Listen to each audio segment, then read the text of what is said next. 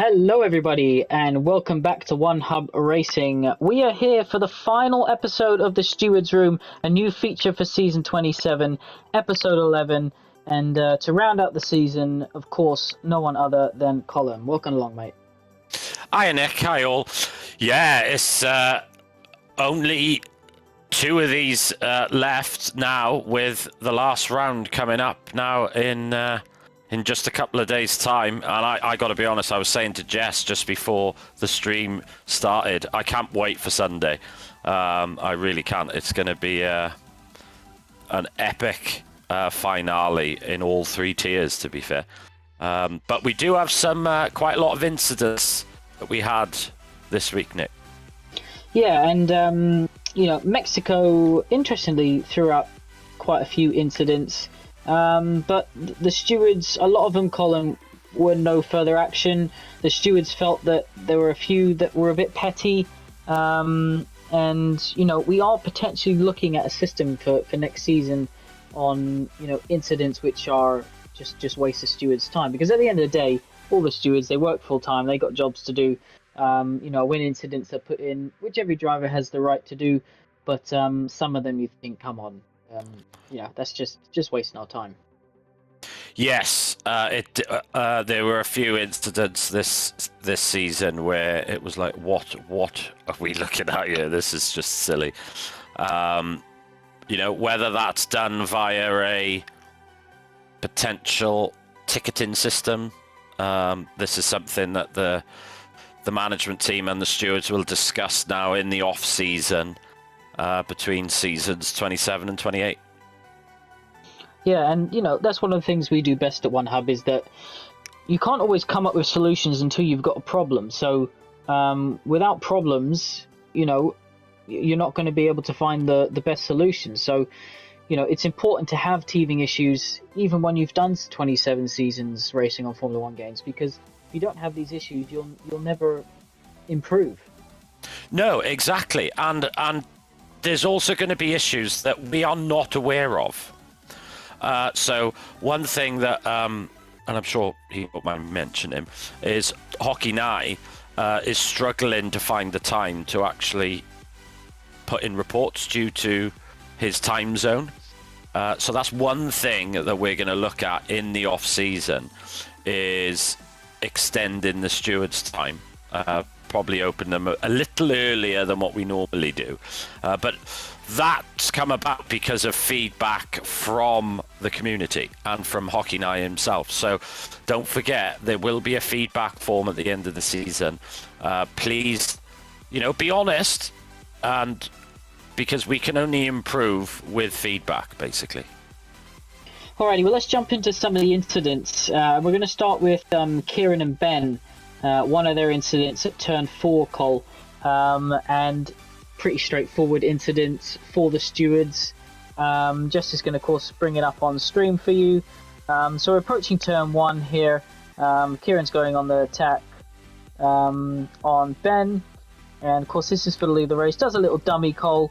Actually makes Ben go slightly deep, but what that does now, so a great move there to force the driver in front to make a mistake. And then you're just going to see here, Cole, he isn't 50% alongside at the point of turning. Yeah, exactly that. So he brakes way too early, and then he is nowhere near 50% alongside. And actually, the contact is made between Keys' front wing and Ben's rear tyre. So the stewards actually went NFA for this. However, if Ben had spun due to this situation, because Keys wasn't 50% alongside, he would have been considered at fault, and that would have been a penalty to Keys. Yeah, good point to add there at the end. It's pretty straightforward. The rule is you have to, if you want to overtake on the inside, you have to be 50% alongside at the natural point of turn into the apex. You'll see that on screen, just as putting it up there. So pretty straightforward and easy decision for the stewards. So next one we're going to cut to is between Waitsy and Curry, and this is as they enter the braking zone into turn 1. These are one of those minor incidents, Cole, where we go for the littlest penalty as possible. So Curry just moves across onto the braking zone. He's got the move done, but the stewards felt, due to how close they were to the braking zone, he moved back to the racing line too late. He should have stayed where he was. Yeah, he didn't need to swing across that violently. I say violently, that late, and right in front of Waitsy's path. So, yes, he was at fault, but yes, it's a minor incident. So it was the minimum penalty that we apply at One Hub, and it was a 3-second that we issued. You can see that, Waitsy, there's nothing he could do to do that. He did actually get a time penalty for that as well. However, because he got extra warnings throughout the race, it wouldn't have made any difference to him to be able to remove 3 seconds. So this report was solely against the driving of Curry. Yeah, I mean, if it was halfway down the straight, Curry would have been entitled to move back to the racing line. He was a full car length ahead, and there would have been, no harm done. But obviously, where it's so late, just at the point of the braking zone, you've got to give the driver behind time to react. And unfortunately, Wace wasn't able to do that properly. So, yeah, small penalty for Curry, but nothing major. Yeah, exactly. Next one we're going to move on to is between Mikey and Popper in qualifying. Now, Mexico, because of the last sector, was so slow, so Mikey's moved out of the way to let a fast car through, but then also Popper decides to overtake whilst both on an outlap. Just run us through the rules. Perfectly legal? Yeah, perfectly legal, because at this stage he is not impeding Mikey, so Mikey's had plenty of time and track to still prepare for his lap. Now, if it happened on the last corner, then that would have been impeding. But it's early enough in the lap. I mean, you could argue that it was inconsiderate from Papa, but it's racing. He didn't impede anyone. There you could see Papa, certainly from Papa's view, it really looks a nothing incident, to be honest. Yeah, obviously, I think there's that driver kind of understanding that you don't overtake each other on outlaps, but there's nothing in the rules that you can't. So, there's no point in reporting it to the stewards. As far as we're concerned, there's nothing against the rules, so therefore we can't penalise a driver for it. So, Yep. Moving on to the next one, which is resulted in a race ban. Cole. So Fury from the P3 ended up with a race ban. Because he's reached a penalty point milestone. Penalty points, of course, awarded to drivers who, for racing incidents, they get penalty points by 0.5, 1, 1.52. So if you get a 20-second penalty for a racing incident, you get 2 penalty points. If you get a 5-second penalty for a racing incident, you'd be awarded 0.5 penalty points. And once you reach 7, it is 7, isn't it, Cole? 7, yeah. Yeah, you get a race ban, and unfortunately that's what Fury did. And how he got that, Cole, this happened in Monza, and he did it again where he passed a car when he shouldn't have under the safety car. Yes, so we all know that there is an exploit available to the drivers sometimes under safety cars where it'll actually tell you to overtake the car in front. But overtaking under safety cars is prohibited, and we have communicated with this to all drivers on numerous occasions. So he overtook under the safety car, gained a position by it, and got a 10-second penalty for it, along with a point on his license. And then that then pushed him into the 7-point margin, so he gets the race ban.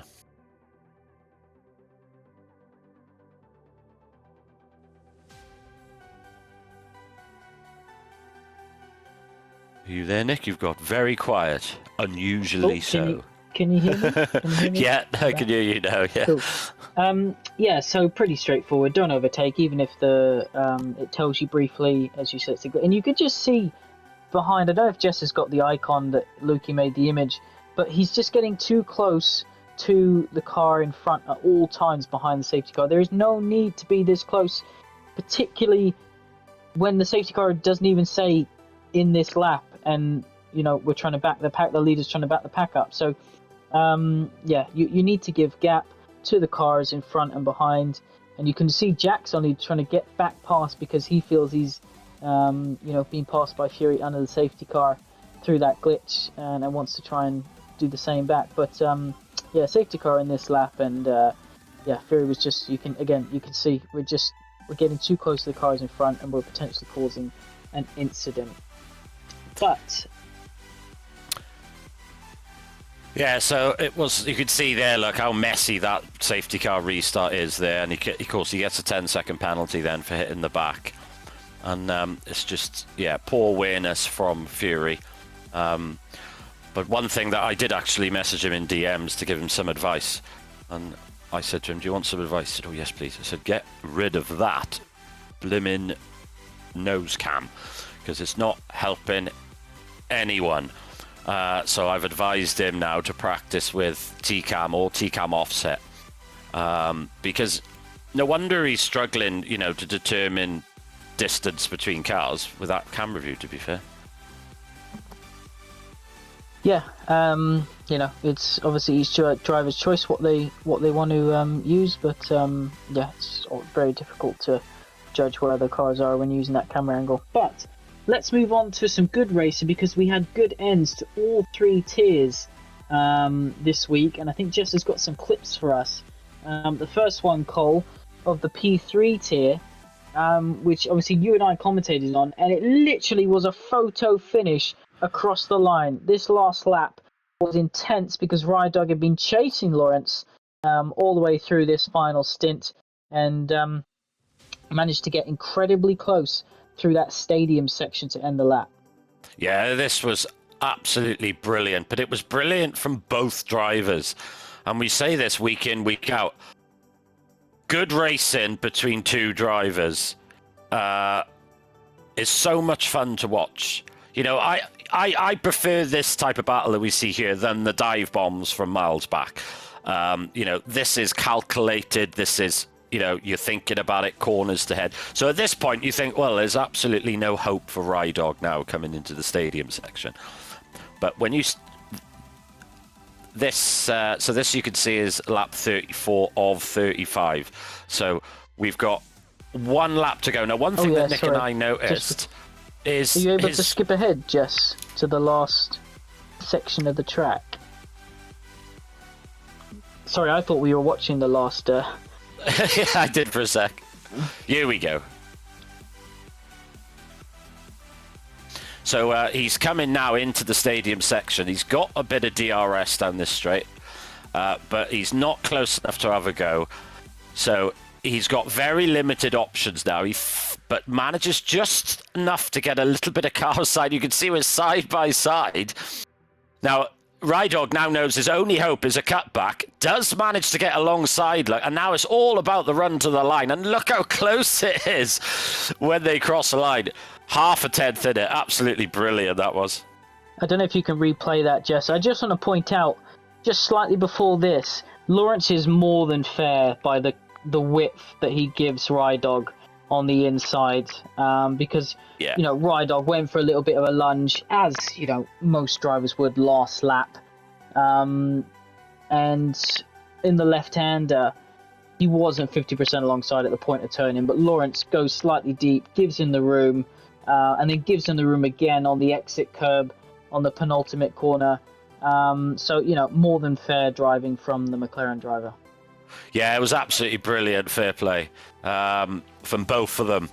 And that type of, racing requires awareness and good wheel-to-wheel battling, but from the pair of the drivers to get that finish, If you've only got one driver who really knows what he's doing, that's not going to be a fun end to that race. So, yeah, absolutely brilliant. Just half a tenth in it. Mikey, what did you miss? We were just running through some of the incidents, and we did speak about your incident where you wasted the steward's time, and now we're just talking about some good racing. So probably a good opportunity, good for you to join at this part, so you can learn a thing or two. But next one, Jess, you're going to take us over to the P2 tier, because again, that had incredibly close finish. Alou losing the race win for his second time on penalty, so crossing the line first, but that penalty obviously costing him his first win in one hub, which he wants so desperately. And Cole, let's be honest, we all want to see Salou take a first race win. Oh yeah, he's been second so many times now. It's ridiculous. I'm almost certain he's hit a one hub record with the most second places without a first. But he did get a 3-second time penalty. Now Salou did try to get his penalty removed in the stewards room. One of them was he basically misjudged the distance, closing speed into the last corner between a car in front, and had to cut the corner. But the stewards took we're all in agreement that is a driver error. He wasn't avoiding another car's mistake or anything, or contact that's pushed him wide, so that wasn't removed. The other one was actually that corner that you just saw there, I think turn 14, where he basically said that he went wider in some occasions and didn't get a warning, but on a particular lap he didn't run quite as wide and he still got the warning. Now unfortunately the stewards can't police things like that. Because you could argue he should have had 6 seconds, because the other penalties, the other times he run wide, he should have got a warning.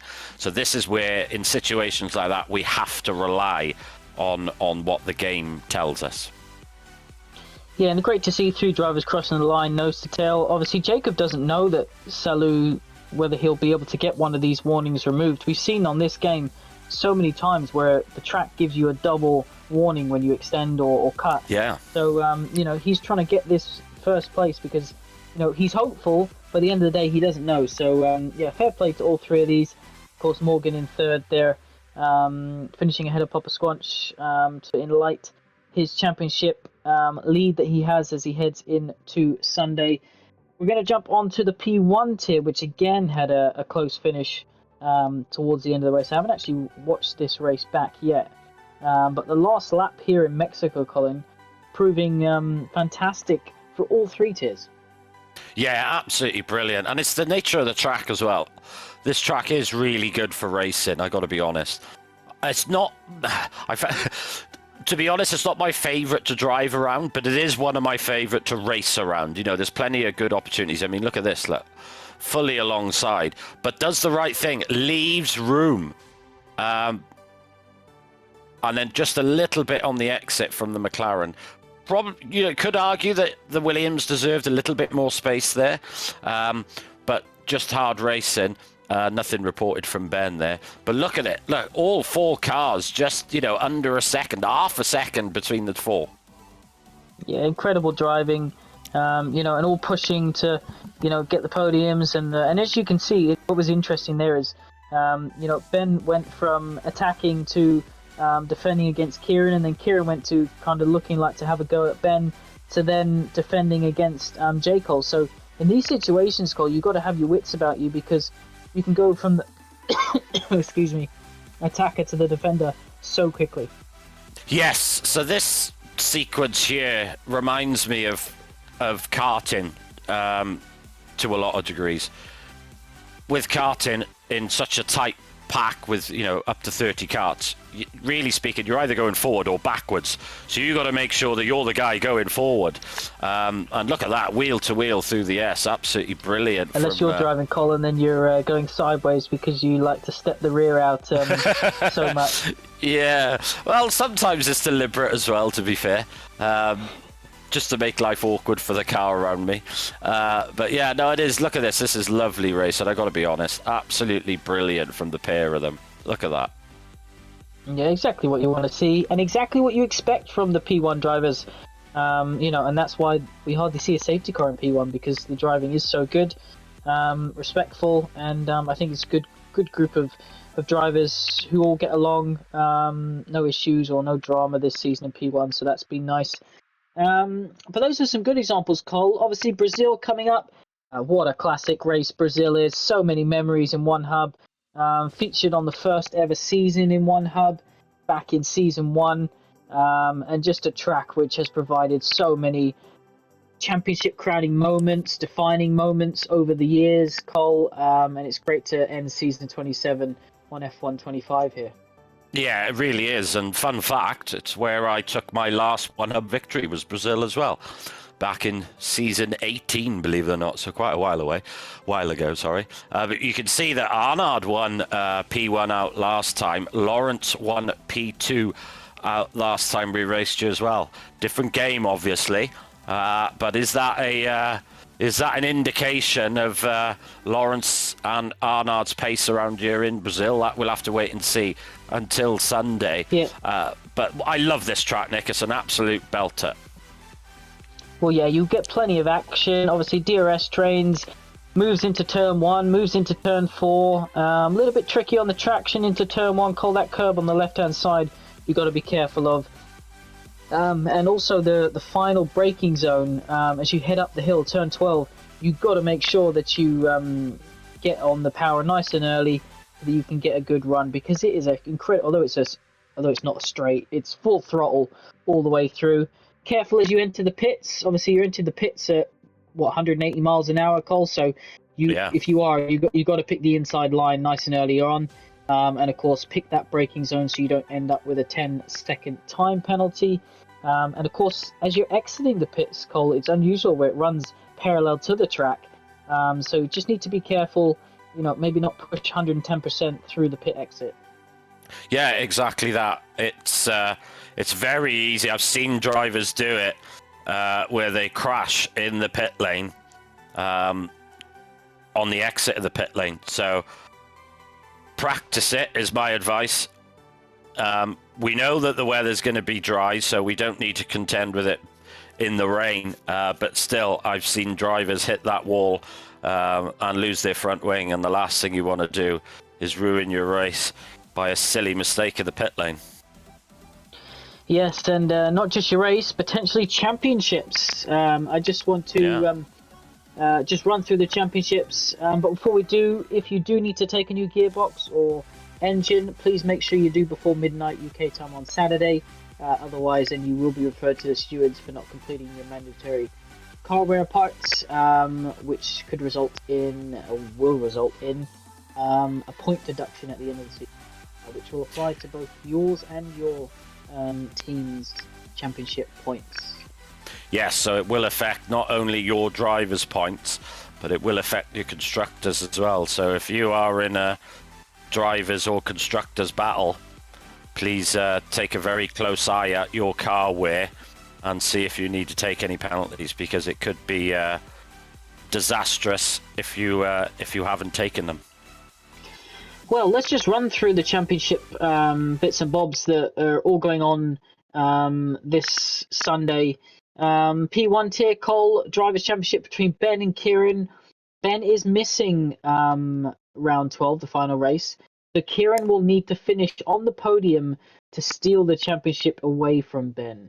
And for Kieran, it would be his first Drivers' Championship. He showed incredible pace this season, to be fair to him. Obviously, Ben has missed a couple of races as well, so this will be his third race missed.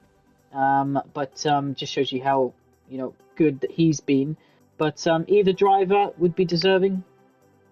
Oh, 100%.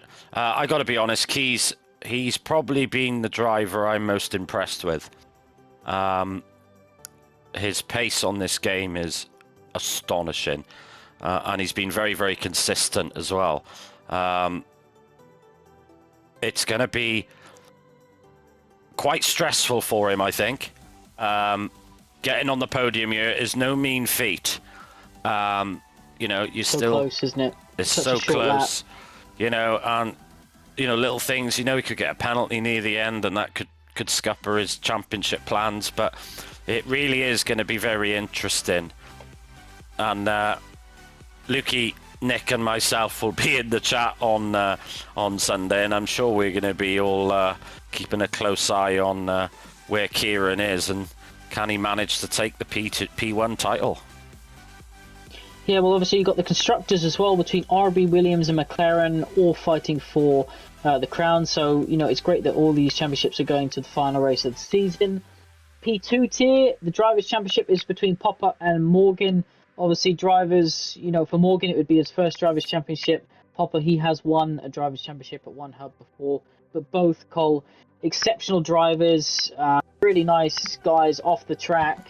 And, for us as admin and stewards, when we see a championship going down to the wire and it's between two people are great in the community, they take part, they do everything that they're meant to, their racing is clean, it really does make you smile because whoever wins, we're happy as a league because it's going to someone that deserves it.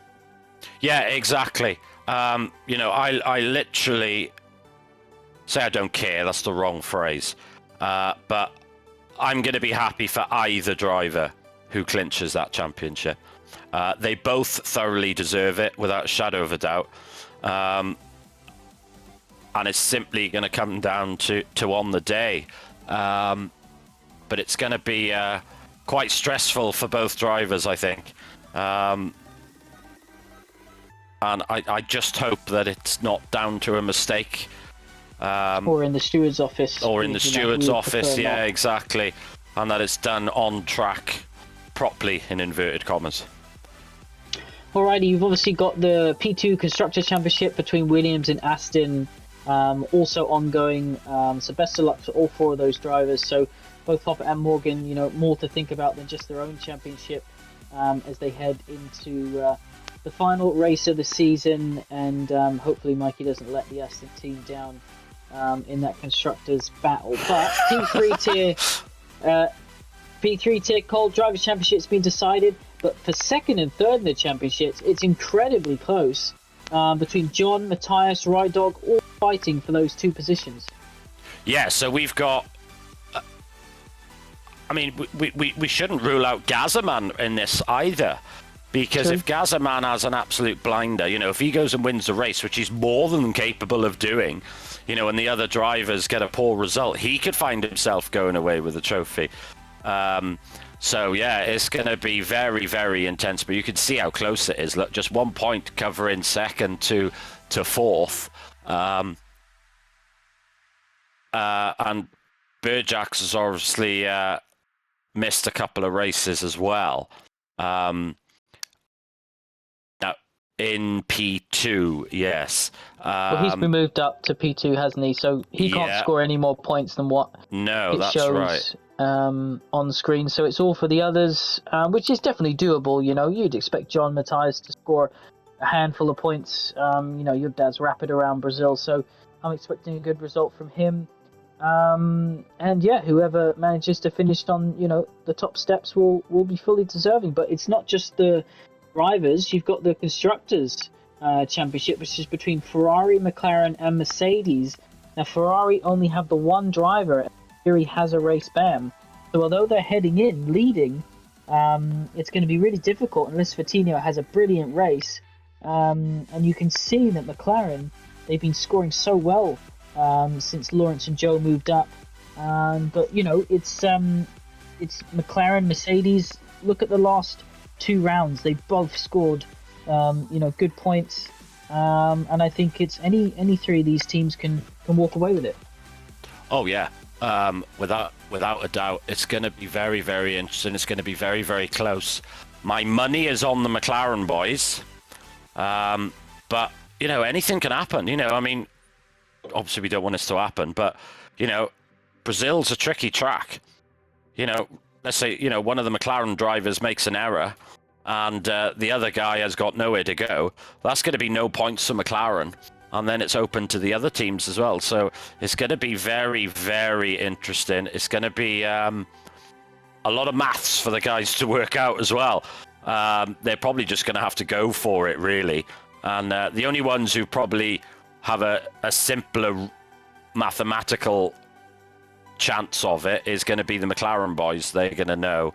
And of course, with Lynn Falk there on his own, he's going to find it quite difficult. Well, there you have it. That concludes our final Stewards show this season inside the Stewards room, new for season 27. We hope everyone enjoyed it. Colin, I know you and I have both enjoyed it. We love the chance to try and explain our incidents, in a bit more detail, and we hope that drivers appreciate the effort that we go to try and put everyone's minds at ease that we're consistent, we're fair, and we have parameters which almost decide the result of an incident for us, so that we can be as consistent as possible. So Cole, big thanks to you for joining me, and thanks to all the stewards for all their hard work this season. I know obviously Mark's not feeling the greatest at the moment, so speedy recovery to him, but we look forward to continuing stewarding with him, continuing racing with him next season. And big thanks to everyone for their support in the chat and on socials and all that type of stuff. And of course Jess in the background, who's been doing all the editing and providing all the footage. So yeah, big thanks to everyone really. I've really enjoyed these.